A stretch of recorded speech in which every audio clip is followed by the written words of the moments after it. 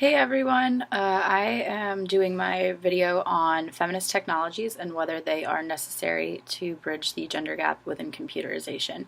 So a little bit of background and a quick definition that a feminist technology is a technological innovation that would enhance women's lives through women's agenda to make them equal. And that definition is from Linda Lane, who is a researcher at the University of Illinois. So it's a pretty basic definition. Just a quick reminder that feminism is also just another word for gender equality. So it's really just any technology that will help bridge the gap between men and women when it comes to computing. So the major controversy is whether feminized technologies help or hinder women when it comes to technological use. So people often argue that by creating feminized technologies, it'll help bridge that gap between men and women. However, the other side is that gender technologies play off sexist stereotypes, so that just really allows the stereotypical or gender stereotype cycle to continue and reinforces gender roles. The first study that I looked at was actually done in China and Poland, and it looked at female R&D researchers as well as female end users in both the telecom and agricultural sectors. They chose these countries because they're places where women have equal opportunities for higher education, yet they're poorly represented in scientific research, and particularly in fields of engineering and natural sciences. So after doing a whole bunch of interviews and some other research, some of the findings they found were that gender is often not considered in determining user preference. So when technology is being designed, the end user is often forgot about, which we mentioned with design in the first place. In interaction between product developer and end user, gender is just generally not regarded as an important issue. The second finding was that very few gender-specific projects were found. So the survey found that gender-specific project proposals, so either aimed only at women or only at men, were few and far between. And China actually had the most currently, but the examples that were identified were extremely successful. So there weren't very many, but they were all had high success rates. And in Sweden, 7 of the 8 cases of gender-specific product developments were also rated as successful. The third really important finding was that the level of interest towards gender-specific research tends to fall with age. So the older a researcher got, the less they really cared about gender-specific research, and so therefore gender-specific research starts to fall off. They think that's because users are regarded as a homogeneous group when in the R&D process, and in the case of like one technology fits all. So the developers aren't actually designing for one gender or the other. So then they decided if technology is gender generic, you'd expect to find no difference in preferences among users if they are designing the most efficiently.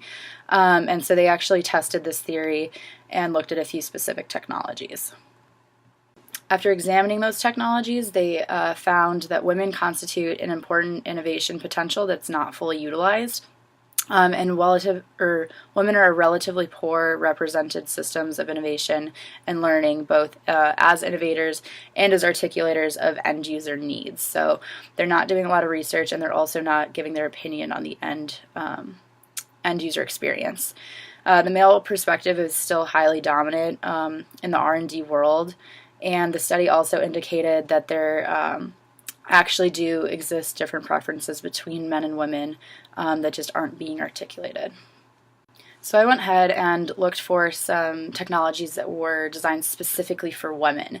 And one of the first things I came across were called nano nails, which are fake nails that women can put on their index finger that are actually act as a stylus. So women who like to have mid to longer length nails can now fully utilize touchscreen products.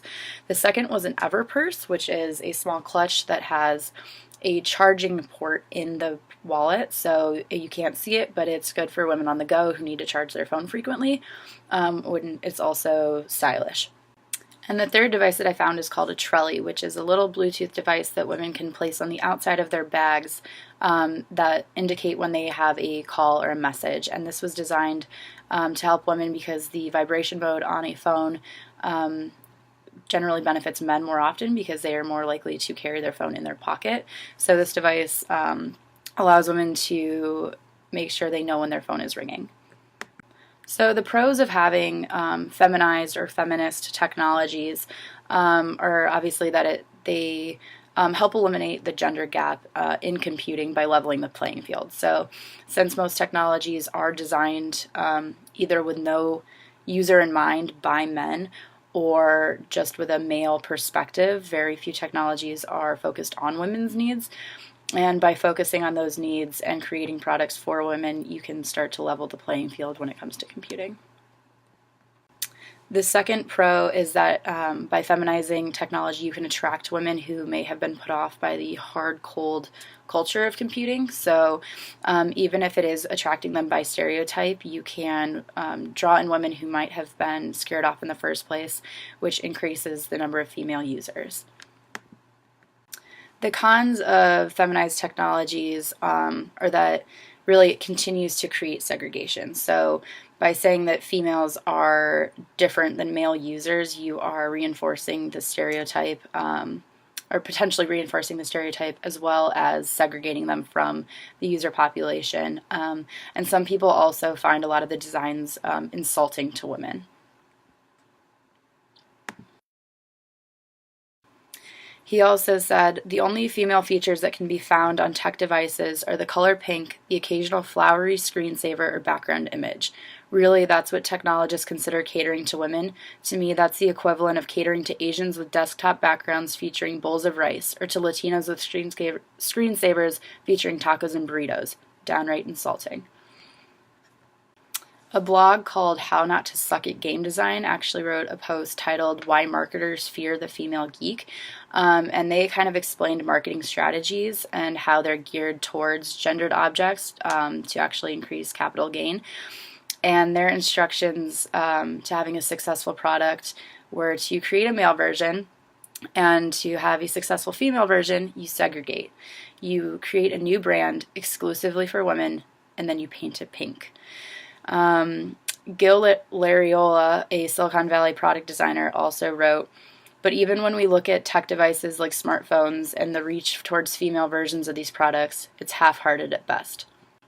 In my personal opinion, I think that the push towards feminized technologies is overall a positive one, even if designers start by creating female technology kind of based off stereotypes. I think that if that increases women's usage of technology, that is ultimately a positive gain. Some technologies, such as a pink phone case or a jeweled tablet case, might not be that innovative for women, and it might not bridge the gender gap immediately, but and it might not be the most effective way to improve women's lives by using technology, but if it can create more female users and more female tech awareness, I think that in the long run it's extremely beneficial.